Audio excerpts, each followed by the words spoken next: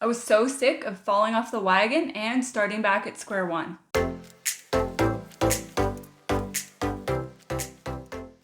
Hi guys, welcome back to my channel. If you're new here, then hey, hi, hello, welcome. My name's Nicole and this channel is all about health, wellness, and designing your dream life. So today we're going to be talking about how to make your healthy habits stick for good.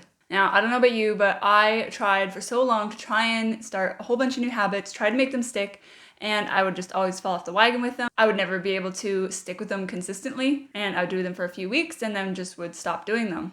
And that made it nearly impossible for me to try and change my life.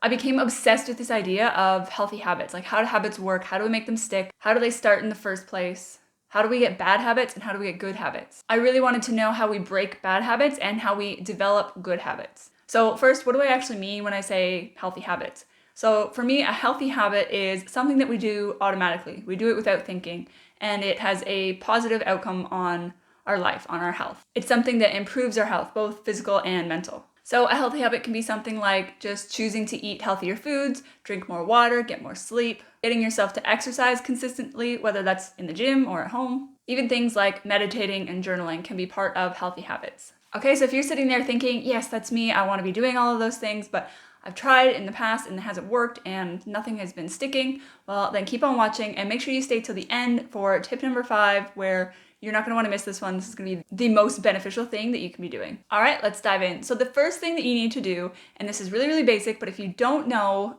this one thing, then you're going to be stuck, you're going to be struggling.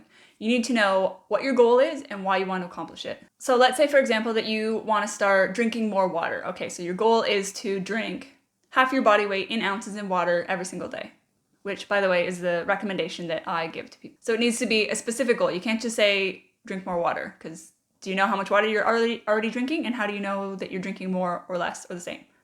How do you know? So you need to know how much you're currently doing and how much you want to be doing, and put an actual number, something measurable to it. Okay, and then you need to know why that goal, why will that make an impact on your life? So in this example, if we want to drink more water, then why do you want to drink more water? What's the benefit of doing that? And it might just be that you saw a YouTube video of somebody saying you should drink more water, it's really good for you. But why? Like what? Why for you exactly, for you specifically, is this going to be beneficial for your life? So maybe your why is that you drink too much soda and you want to replace it with drinking more water. Great. Maybe you hardly ever drink any water and you show signs of dehydration and it will actually give you more energy and help you feel better. Then great, that's your why. You really need to make it specific to yourself, not just because somebody told you that it's good for you and you should be doing it, but because you actually understand the benefits of the thing that you're doing. Maybe you're somebody that suffers with headaches all the time and you know that drinking more water makes you feel better. Great, I'm going to drink more water because I want to get rid of my headaches. There's your why. The reason why knowing your why is so important is because we tend to want to make changes in our life, but we don't specifically know what the best thing to make a change is. You want to feel healthier, but we tend to always go for the easiest thing to change, like drinking more water, rather than focusing on the things that will actually have the biggest impact on our lives. And for most of us, that's going to be changing our diet. So by figuring out what you want, you can then figure out from there what things you actually need to be doing that will have the biggest impact on that, and why it's going to be important for you. And that will help you to have a really solid foundation to actually be able to stick with things, rather than just going, oh yeah, so-and-so said that I should get more sleep and that I'll feel better. But, maybe sleep's not the problem for you. Maybe the sleep was their problem. But if you don't have your goal and your why, then you don't know whether or not that'll actually make an improvement in your life. So what I actually recommend you doing is you sit down with a journal, get pen and paper out, and write down what it is you actually want, not what other people think that you should be doing, and why you want it. And then from there, you can figure out what healthy habits you should be trying to implement into your life. Here's another example. Let's say you are tired all of the time and you want to be increasing your energy. You want to have more energy. Well, you need to know right now, how much energy do you currently have, and how do you know that any changes that you make are making it so that you have more energy. So even just something as simple as having a 0 to 10 scale of what your energy is now versus after you make those changes.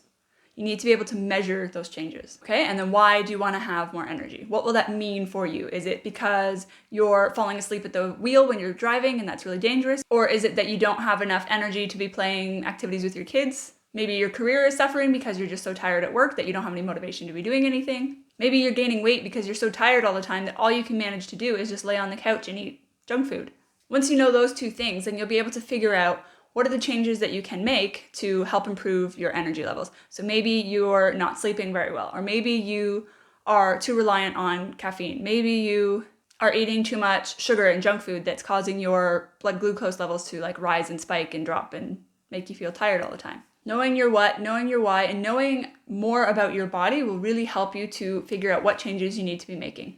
Okay, the second thing that I want to talk about is making it really easy. So oftentimes we try to make ourselves do different things, but there's so many obstacles in the way. There's so many things that are stopping us. We have different excuses, and it really limits our ability to push through because we have to jump all these hurdles. So the first part of this is to identify any obstacles, any excuses, any hurdles that can come up and what you're going to do about them. So maybe you have a hurdle of every time you want to go to the gym, you're too tired. Well, if that's the case, maybe you need to go back to point number 1 that I talked about. You can create if-then statements that will help you to know what you're going to be doing when an obstacle comes up. If I'm too tired to go to the gym, then I will do blank. What I like to do and how I handle these things is I set myself a minimum baseline. So if I don't feel like going to the gym, if I don't feel like eating healthy, then I have a minimum baseline of what I will do. And then from then, once I've accomplished that, then I will let myself do what I want. So for going to the gym, I will go to the gym for 5 minutes. And if after 5 minutes, I really don't feel like being there, I really can't push myself to keep going, then I'll leave. I'll give myself that grace to know my body, listen to my body and say, not today. But at least I put in the effort. It's this idea that you're building the habit of the habit. It's the habit of going to the gym and at least trying, rather than listening to your feelings and just saying, well, I don't feel like it, I'm not going to do it today. This also helps to build self-trust. You do the things that you said you're going to do. So you're going to identify the obstacles, use if-then statements to handle those obstacles, set yourself a minimum baseline. And I talked more about minimum baselines in my last video on weight loss tips for perfectionists, so I would definitely go check that one out if you're really struggling with that or you want to set up a minimum baseline for yourself. The next thing I want to talk about is make it fun. So if you really hate doing what you're trying to make yourself do, then of course it's going to be hard for you to stick with it. You're not going to want to do it. So we want to try and make something not painful for us to be doing, but at least a little bit easier. So think about something that you do consistently every single day, like maybe you take a shower every day or you brush your teeth, like something personal care, hygiene related. You might not like brushing your teeth, but you know that it's important. You know that you want to have white teeth, that you don't want to have bad breath, that you don't want to have plaque buildup. So you do it.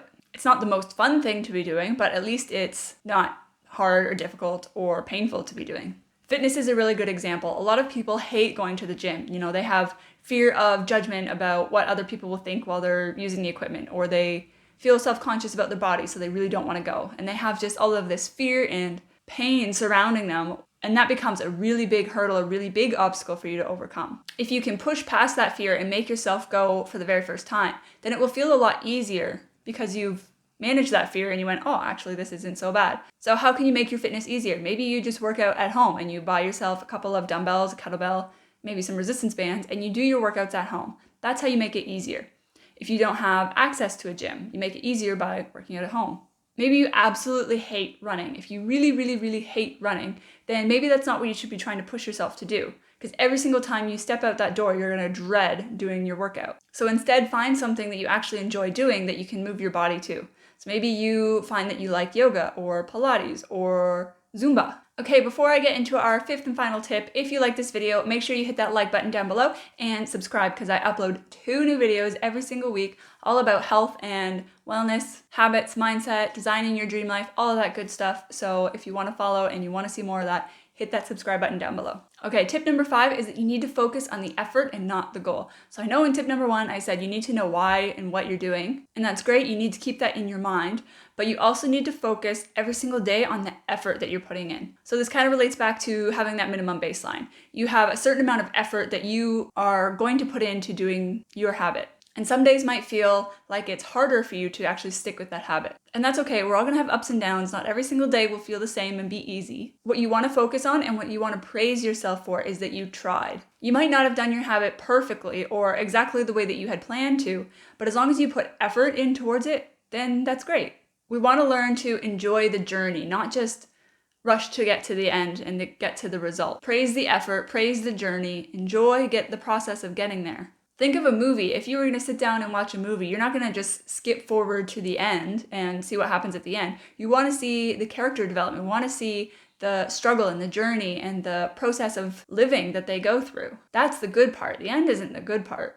My partner and I just recently rewatched the Lord of the Rings trilogy. Can you imagine just knowing, okay, Frodo's about to go on this adventure, and then we skip all of the stuff in the middle and just go, okay, he threw the ring in the fire. The end. Like, you miss all of the good stuff in the middle. So don't worry about the outcome. Don't worry about trying to get to the result as quickly as possible. Enjoy where you are now. Enjoy the process. And focus on just trying to do a little bit better than you did yesterday. You want to be competing with yourself. You want to compete with the person that you were yesterday and try and just do that little bit better. If you lifted 5 kilos yesterday, then today you're doing 6 kilos. One of the things that has really helped me to stick with my habits is just by tracking the process. So I know that, okay, yesterday I did 12.5 kilos on this exercise. So today I'm going to do 15. I'm going to do a little bit more. I'm going to push myself, see if I can do it. And then when I do, it feels so much better. Find those small wins and celebrate them, because it's going to take a while to get to your result. If you don't learn to enjoy the process or like the journey, then it's going to feel like the biggest struggle in the world to just try and get to your goal. And you're more likely to pack your bags and just quit doing it. If you like this video and you found it helpful, I would highly recommend that you check out my weight loss tips for perfectionists. It is jam-packed with information just like this. Comment down below, which of these tips did you find helpful? I'd love to hear from you guys. Thanks so much for watching, and I'll see you in the next one. Bye.